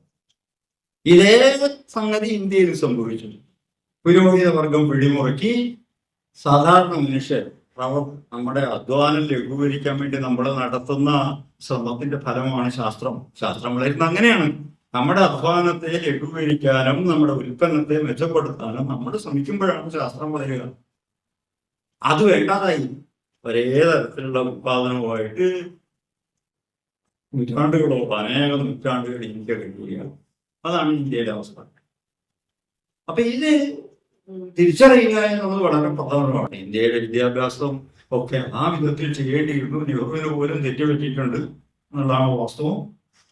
നെഹ്റു ഉന്നത വിദ്യാഭ്യാസത്തിനാണ് ഏറ്റവും കൂടുതൽ ഊന്നൽ കൊടുത്തത്. IIT വലിയ വലിയ ഗവേഷണ സ്ഥാപനങ്ങളൊക്കെ തുടങ്ങി പ്രൈമറി എഡ്യൂക്കേഷന് ശൂദ്രന് വിദ്യാഭ്യാസം കൊടുക്കാൻ ശ്രമിച്ചു. ശൂദ്രന് വിദ്യാഭ്യാസം കൊടുക്കാൻ ആഗ്രഹം എന്തായാലും ശരി നടന്നില്ല ഇന്ത്യയിൽ. അതുകൊണ്ട് ഇന്ത്യയിലെ മുഴുവൻ ഉന്നത വിദ്യാഭ്യാസം ആര് കൈക്കലാക്കി? പ്രാചീന കാലം മുതലേ വിദ്യാഭ്യാസം സ്വന്തമാക്കിയ വിഭാഗം ആരൊക്കെയാണോ അവര് സ്വന്തമാക്കി. ബ്രാഹ്മണ ക്ഷത്രിയരൊക്കെ തന്നെയാണ് ഇന്ത്യയിൽ എല്ലാ ഉന്നത വിദ്യാഭ്യാസവും നേടുകയും ഉന്നത ജോലികൾ IAS ആയിട്ടും പട്ടാളത്തിലെ ഉദ്യോഗസ്ഥരായിട്ടും എല്ലാ ഉയർന്ന തലത്തിലും അവരാണെന്നും അന്ന് നേടിയത് ഇന്നും അവരാണ്. അതിന് കാരണം പ്രാഥമിക വിദ്യാഭ്യാസത്തിന് പ്രാധാന്യം കൊടുക്കാൻ നമ്മൾ മറന്നുപോയതാണോ മനഃപൂർവ്വം ചെയ്തതാണോ? എന്തായാലും ഉദ്യോഗസ്ഥന്മാരൊക്കെ അറിയാം, ഓരോരും അഡ്മിറ്റ് ചെയ്തതാണോ എനിക്കറിയില്ല. എന്തായാലും വിദ്യാഭ്യാസത്തിൽ പ്രാഥമിക വിദ്യാഭ്യാസത്തിന് ഊന്നൽ കൊടുക്കാതെ നമുക്ക് ഒരിക്കലും ഇന്നത്തെ വിദ്യാഭ്യാസം കൊണ്ട് മുന്നേറും പാവപ്പെട്ടവരെ അതിലേക്ക് ആകർഷിക്കാൻ കഴിയും. അപ്പൊ ഇതാണ് നമ്മുടെ ഇന്ത്യയെ സംബന്ധിച്ചിടത്തോളം ശാസ്ത്രത്തിന്റെ ചരിത്രം. എങ്ങനെയാണ് ഇന്ത്യൻ ചരിത്രം പുറകോട്ട് പോയത് എന്നതിന്റെ ചരിത്രമാണ്. അതിലെങ്ങനെയാണ് വിശ്വാസങ്ങൾ ഞാൻ നേരത്തെ പറഞ്ഞ ബ്രാഹ്മണർ വളരെ ബോധപൂർവമാണ് ഈ പുരാണങ്ങൾ ഉണ്ടാക്കിയത്. വളരെ കൃത്യമായി പറയുന്നുണ്ട്, വേദങ്ങൾ കേൾക്കാനും മനസ്സിലാക്കാനുമുള്ള കഴിവ് അല്ലെങ്കിൽ അതിനുള്ള അനുവാദം ശൂദ്രർക്കില്ല. ഭൂരിപക്ഷം വരുന്ന മനുഷ്യർക്ക് വേദങ്ങൾ കേൾക്കാൻ പോലും അവകാശമില്ല. അപ്പൊ പിന്നെ എങ്ങനെ ധർമ്മബോധം ഉണ്ടാവും? ധർമ്മബോധം ഉണ്ടാക്കണമെങ്കിൽ കഥകളിലൂടെ പുരാണങ്ങളിലൂടെ അത് ചെയ്യണം. അതിനുവേണ്ടി ഉണ്ടാക്കിയതാണ് പുരാണങ്ങൾ എന്ന് വളരെ കൃത്യമായിട്ട് നിർവചിച്ചുകൊണ്ടാണ് പുരാണങ്ങൾ രചിച്ചത്. രാമായണവും മഹാഭാരതവും ഒക്കെ ഇപ്പൊ ഈ പൊക്കി പിടിച്ച് നടക്കുന്ന അതിന് ക്ഷേത്രം പണിയും കഥാപാത്രങ്ങൾ ക്ഷേത്രം പണിയുന്ന രാജ്യമാണ് നമ്മുടെ ആലോചിച്ചു. കൃഷ്ണനൊരു കഥാപാത്രം, രാമനൊരു കഥാപാത്രമാണ്. ആ കഥാപാത്രങ്ങൾക്ക് ക്ഷേത്രം പണിതു, അതാണ് നമ്മുടെ ദൈവങ്ങൾ എന്നൊക്കെ പറഞ്ഞുകൊണ്ട് നടക്കുകയാണ്. പക്ഷേ കൃത്യമായിട്ടും ഇതെന്തിനാണ് പുരാണങ്ങൾ രചിച്ചതെന്ന് അന്ന് പറയുകയുണ്ടായി. അത് ഏറ്റവും താഴ്ന്ന ജനവിഭാഗങ്ങൾക്ക്, സംസ്കൃതം കേൾക്കാൻ അനുവാദമില്ലാത്ത വിഭാഗങ്ങൾക്ക് ധർമ്മബോധം ഉണ്ടാക്കാൻ വേണ്ടി സൃഷ്ടിച്ചതാണ് പുരാണങ്ങൾ. ആ ധർമ്മബോധത്തിന്റെ അടിമകളായിട്ടാണ് ഇന്നും ഇന്ത്യയിലെ ഭൂരിപക്ഷം മനുഷ്യർ. ഇതൊക്കെ ഇവിടെ സംഭവിച്ചുകൊണ്ടിരിക്കും. യൂറോപ്പ് മുന്നേറുകയായിരുന്നു, നമുക്കറിയാം. നവോത്ഥാന കാലത്തെങ്കിലും യൂറോപ്പ് വീണ്ടും കൊതിച്ചു. ഞാൻ അതും കൂടി പറഞ്ഞ് അതിന് നമ്മുടെ ആയില്ലേ.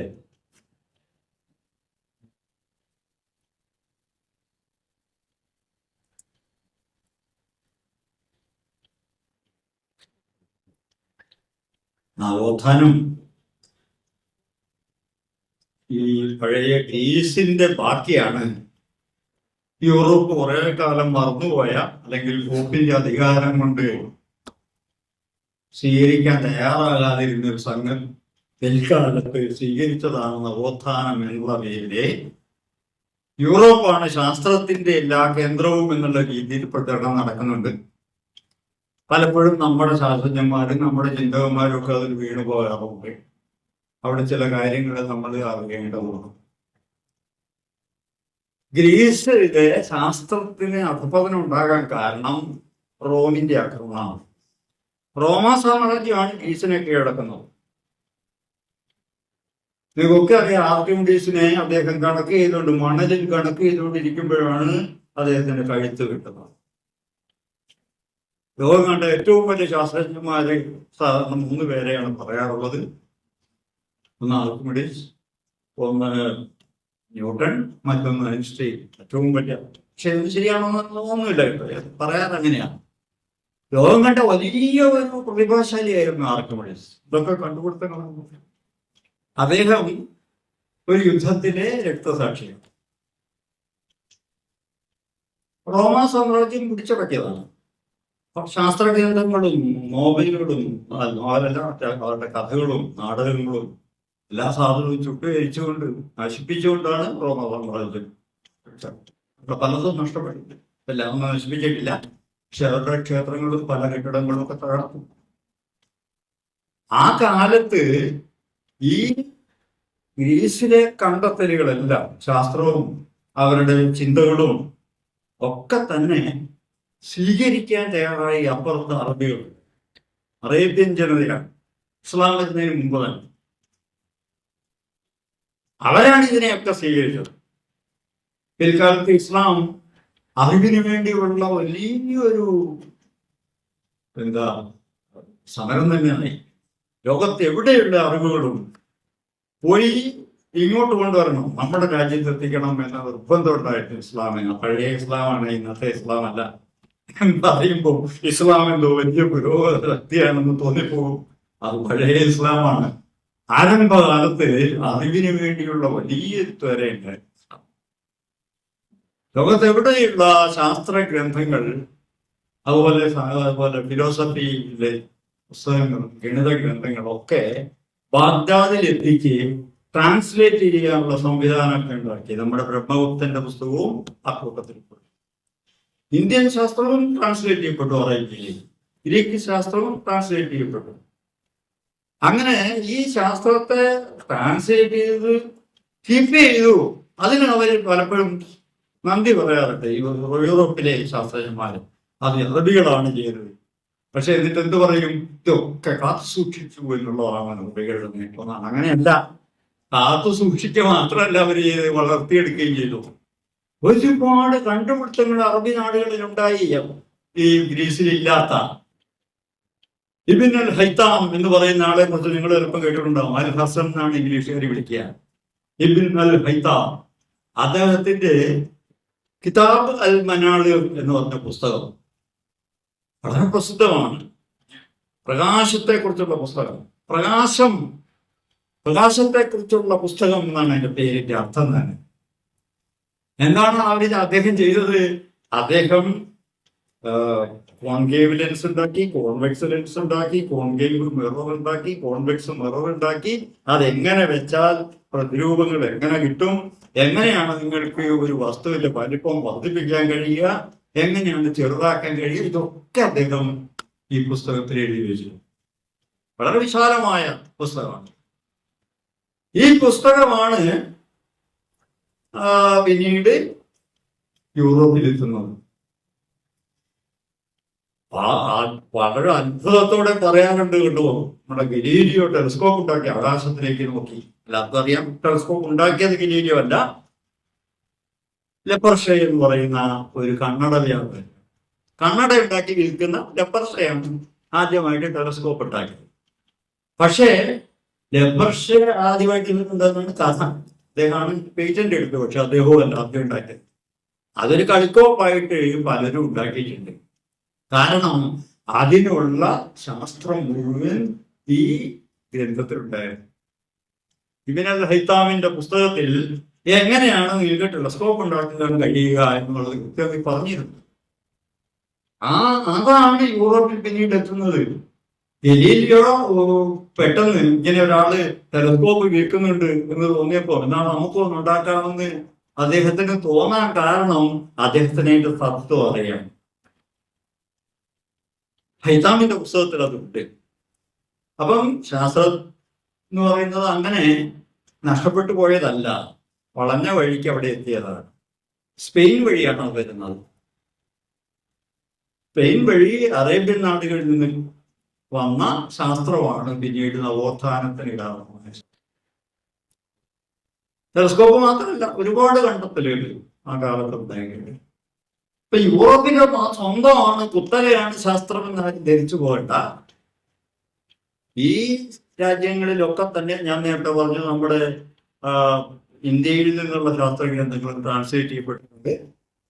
ബ്രഹ്മഗുപ്തന്റെ പുസ്തകം ട്രാൻസ്ലേറ്റ് ചെയ്തിട്ടുണ്ട്. അപ്പൊ ഇന്ത്യ, ചൈന,